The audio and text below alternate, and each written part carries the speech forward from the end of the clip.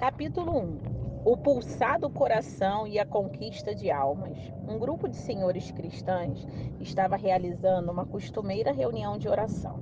Certo evangelista, o intrépido conquistador de almas, era o convidado para pregar.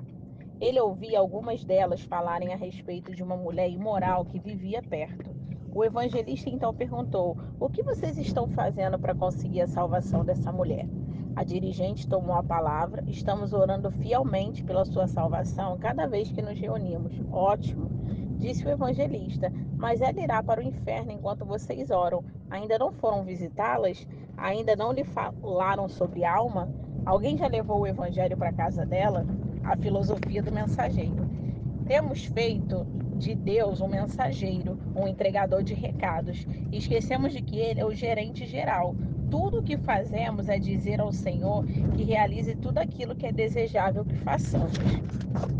Sendo assim, visitar os necessitados, confortar e apoiar os fracos, abençoar e ajudar os pobres, encorajar os encarcerados e falar aos pecadores. Queremos que o Senhor faça todas essas coisas enquanto oramos. Que religião conveniente desenvolvemos? Permita que eu lhe faça a seguinte pergunta: Você pode apontar-me uma única coisa que Jesus Cristo tem condição de fazer em sua cidade ou comunidade sem um corpo por meio do qual ele possa operar? Quando Deus visitou o homem para mostrar-se, veio em um corpo, em carne. Jesus Cristo era Deus encarnado. No entanto, mataram-no. Então ele voltou em forma de espírito e o Espírito Santo para fazer morada em nosso corpo, tornando-se o seu templo. Agora você e eu somos o seu corpo. Você é a igreja. E qual é o corpo de Cristo em sua comunidade? Cristo ministra por meio do seu corpo hoje, da mesma forma que ministrou por meio de um corpo há mais de 2000 anos. Hoje, o corpo da igreja sou eu, meu corpo, e você, seu corpo. Nós somos o templo do Senhor. Eu sou a igreja, o seu corpo de Cristo. Você é a igreja e também o corpo dele, porque somos membros do seu corpo e da sua carne e dos seus ossos. Efésios 5:30. Cristo nada pode fazer, exceto que o faça por meio da igreja, o seu corpo, o qual sou eu e não a minha congregação ou denominação. A igreja, o corpo de Cristo, somos eu e você, se for um cristão verdadeiro. Quando você estiver perante Deus, precisará dar conta das suas obras que fez ou também deixou de fazer. Você não será julgado à luz do que a sua denominação fez com o corpo espiritual. Deus não chamará a sua assembleia como uma unidade para julgamento. Ele não julgará o que a sua congregação fez ou deixou de fazer, como parte do corpo corporativo de Cristo. Você não poderá dizer: Senhor, o meu pastor falará por mim. Sou membro fiel da minha igreja e trabalhamos como uma unidade. Portanto, não posso responder como um indivíduo. No que diz respeito a estar diante de Deus, você é a igreja, o corpo de Cristo. Falamos da igreja ou do corpo de Cristo como a mística união de cristãos, a comunidade dos chamados, e isso é também verdade. Mas toda verdade tem que se tornar pessoal, caso contrário, será perdida. Temos considerado o corpo de Cristo no seu sentido geral, coletivo, mas não em aplicação individual. Cristo deve viver em nós pessoalmente. Olha o que diz Colossenses 1, 26, 27. O ministério que esteve oculto desde todos os séculos, em todas as gerações, e que agora foi manifesto aos seus santos, é Cristo em vós. Cristo deve ter um corpo por meio do qual ele possa ministrar hoje. Esse corpo sou eu e você. Nós somos a igreja, o seu corpo, o seu templo. Isso não quer dizer que ignoramos o corpo de Cristo em seu sentido corporativo, constituído de todos os cristãos, mas que você e eu despertamos para o fato de que Jesus Cristo é nascido em nós e nós somos agora o seu corpo. Soa mais correto dizer: somos membro do corpo de Cristo, e somos mesmos. Esse conceito popular quanto aos membros foi um tanto distorcido em sua aplicação, de forma que muitos cristãos descansam na igreja, deixando o ministério de evangelização para a comunidade dos obreiros. Pensam: a igreja, a escola dominical, a sociedade de senhoras e a varonil, o departamento de jovens farão a obra. Os membros da igreja gostam de saber que ela está operando.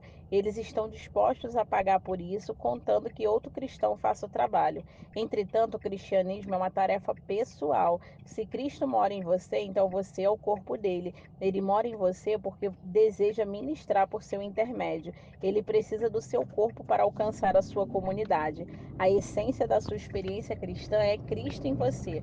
Quando ele estava em Nazaré, não podia fazer ali obras maravilhosas por causa da incredulidade deles. Se o povo não tivesse fé, o ministério de Cristo seria limitado e não poderia contar com instrumentos humanos por intermédio dos quais pudesse viver e falar.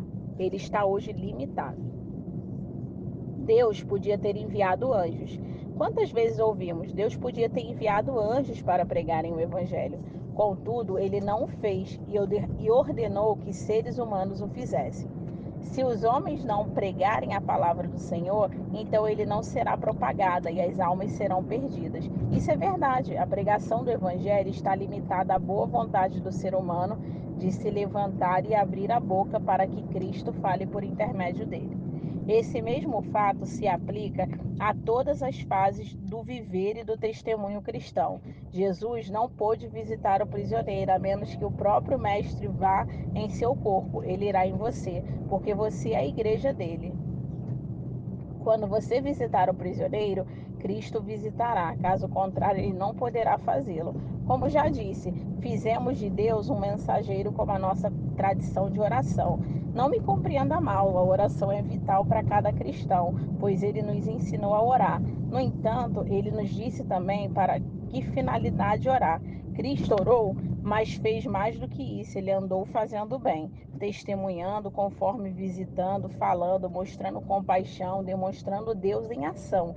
Ele não intercedeu apenas, ele, contudo, não é um livro sobre oração, mas uma obra que trata de como conquistar almas. Portanto, deixarei para falar a respeito da oração em outro estudo.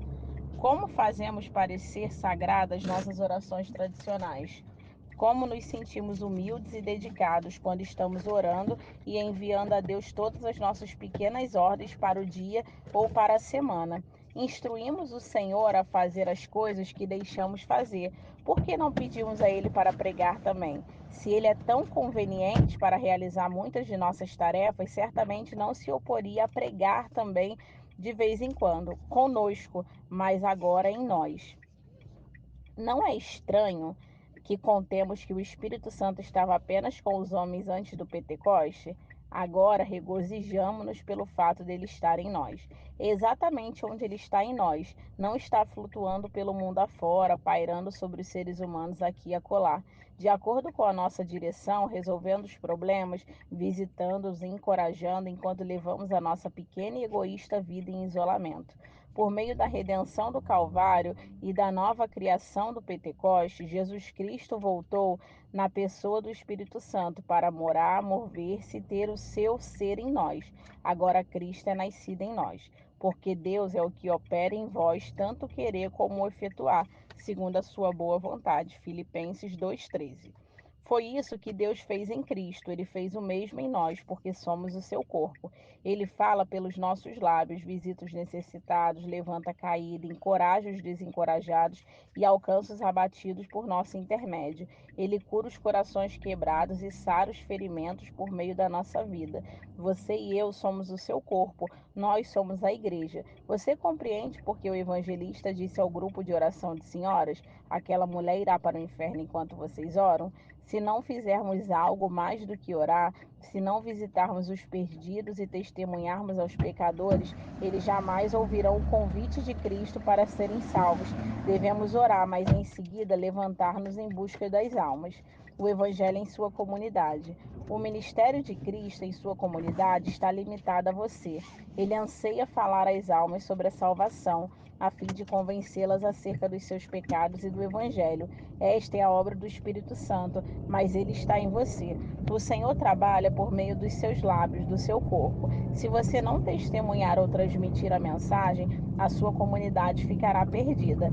Cristo decretou viver em você e ele não pode visitar os perdidos, independentemente como não pode ficar em pé em uma praça pública e pregar o evangelho sem um pregador por intermédio do qual ele possa falar.